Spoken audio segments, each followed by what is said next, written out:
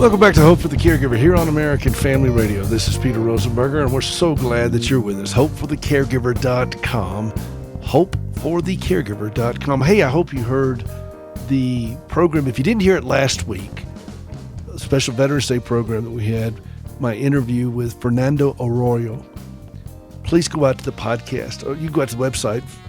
Wherever podcasts are distributed, it's there. You go out to our website, it's also there. And it is called The Shadow of Death.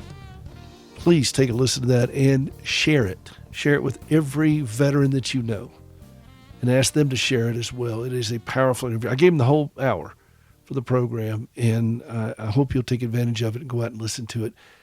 Gracie and I have spent a lot of time at Walter Reed over the years and spent a lot of time with wounded warriors and their families. And I remember one time I was talking with a guy at the PT room there at Walter Reed, and Gracie sang for the groundbreaking ceremony for the amputee training center they built. This man had both legs amputated above the knee, but he was clowning around, joking, having a good time, talking, making all kinds of wisecracks and everything else. We talked for a while, and then I asked him rather pointedly, I said, "How are things at home?" And that's when his face clouded over. It just went dark. And he looked down and he had his wedding ring on, and he said, I don't think we're going to make it. He was laughing and cutting jokes as a double amputee. But when you talked about matters of the heart, that's when it really hit him hard. So many people carry external wounds that they seem to be at peace with, but the internal wounds are destroying them. And this is something that weighs heavy on me as I try to formulate this show and speak to people, write to people. It's the matters of the heart. Yes, the wounds are devastating. They are brutal. They require a long time to overcome. I remember Gracie's prosthetist told her years ago, he said, "Look, Gracie, it's going to take about 8 to 15 years for you to be acclimated to thinking of yourself as an amputee." It's a long process. But she's done that. He was an amputee, he still is, with a lot of work, with a lot of adaptive equipment and support. She has overcome that and has lived a very meaningful, substantive, purpose-filled life as she has dealt with these terrible challenges of losing her legs. But the matters of the heart, that's a different story. How many people do you know who have devastating heart wounds, relationship wounds, and they can't seem to get past them? What about you? How about you? Have you had such wounds that you can't seem to get past? And so that's the nature of what this program is all about, is speaking to the heart. Because if our heart is a train wreck, everything else will follow suit. And we may be able to deal with some things on the external for a season, okay. But ultimately, if our heart is a mess, everything else will be as well. It's only a matter of time. And the way I've approached this is something I learned, another lesson at Walter Reed with Gracie. I was watching her in 2 different occasions where she made herself vulnerable, but with 2 very dramatic results. One of them was a young lieutenant. He was in the Marine Corps. And he lost one leg above the knee and the other leg at the hip. It's called a hip disarticulation. It's the toughest prosthesis to make for lower limb amputees. And you have to build half of your backside with this because it's all gone. There's nothing to build a socket with. You have to kind of reform it. We've done this in Ghana. In fact, I think when we were over there with our team about 10 years ago, we built the first hip disarticulation, I think, that they'd ever done with our team. So it's a very complex prosthesis. And this young lieutenant was sitting on one of those curved balls. It's flat on one side, but it's curved on the top. And he sits there to balance and to strengthen his core, and then he throws a weighted ball back and forth with the physical therapist while he's sitting on the workout table. And Gracie was watching this, and she decided she wanted to participate in that with him. So she took off her own legs and sat on a ball just like that on the opposite table and threw this ball, the medicine ball, it's a weighted, I don't know what, 8 pounds or so, back and forth. And they threw it together. It's an extraordinary picture that I have of the two of them doing that, where she made herself very vulnerable and said, you know what, I'm going to participate in this with you like you.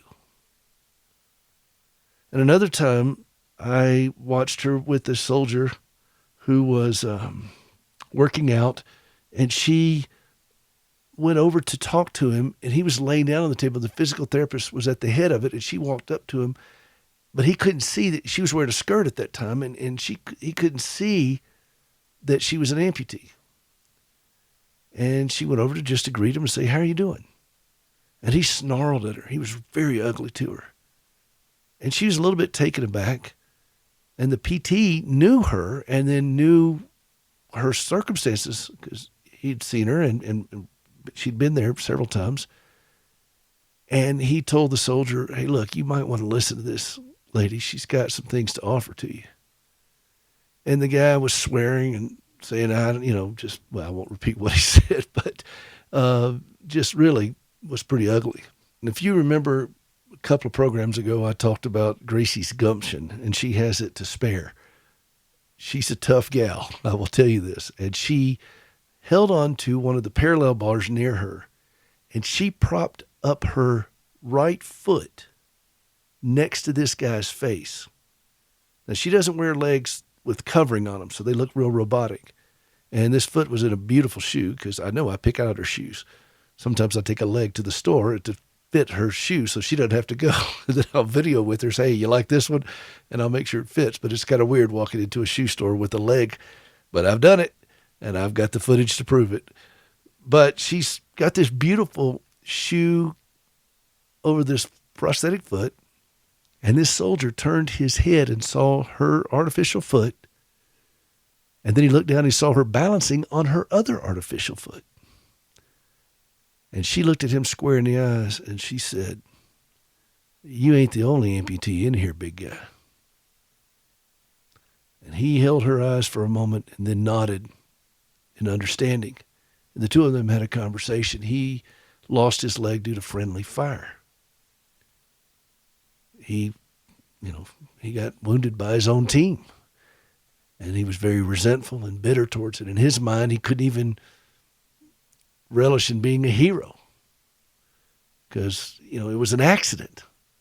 It's not supposed to happen. He didn't get hurt in enemy combat. He got hurt by his own team. And it can be, they call it the fog of war. I mean, there's a lot of things that can happen in combat where people get hurt because things go very wrong very quickly. And he was one of them. He spent some time with Gracie, and the soldier and him manned up. And they had a powerful conversation, but it started with Gracie making herself vulnerable, but also confronting him with her own vulnerability. And I think these are the things that I have tried to adopt into my own life. That you take your legs off and you throw a ball with somebody who doesn't have legs, or you confront people out of your own journey, of your own pain, your own experience. And this is what I do on this program. Emulating things that I observed from Gracie and others, where you expose your own wounds, you make yourself vulnerable, you say, you know what, I'm going to do this with you, and I'm going to do this like you, because we're all on the same journey. And that's what she did. Or you say, you know what, I'm going to show you these wounds in order to give you a bit of clarity of thought, to give you understanding and perspective, like Gracie did with that soldier who was so resentful. And that's, again, I've always admired this about Gracie, is that she is able to somehow coalesce that focus of hers in the midst of all that she carries and all that she deals with, to see these things. And it's not, I don't even think she even really thinks about it. I think it's just so much in her DNA. This is who she is. She doesn't have a script. Trust me on this. I've been married to her for 36 years. You cannot script Gracie. I have tried. She just lives. And she senses this, she does it, she acts on it. It's an extraordinary thing to observe. And I've tried to incorporate those kinds of principles in my life. But you know what? That's really the gospel. That's what Jesus did for us. He said, I'm going to do this with you and like you. And then he confronts us with his own wounds.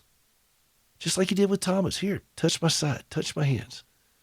See the nail prints. So that we are confronted, strengthened, encouraged.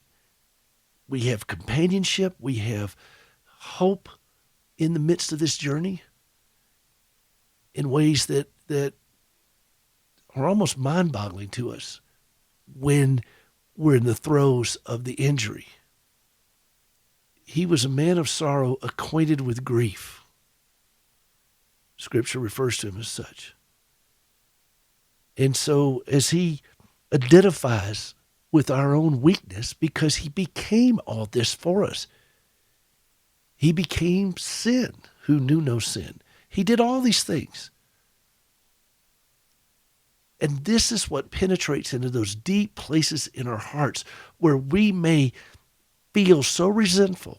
Maybe we've been recipients. Maybe you've been a recipient of friendly fire. But you know what? Jesus was the ultimate recipient of friendly fire. In Isaiah, it states that God was pleased to bruise him like this, to do this to him, because justice was satisfied. And a lot of people talk about God's grace. We talk about God's grace all the time. Oh, God's grace. I love that. But we don't want to talk about his justice. But you can't segment God. You don't bifurcate God. He is just and he has grace all at the same time and so much more.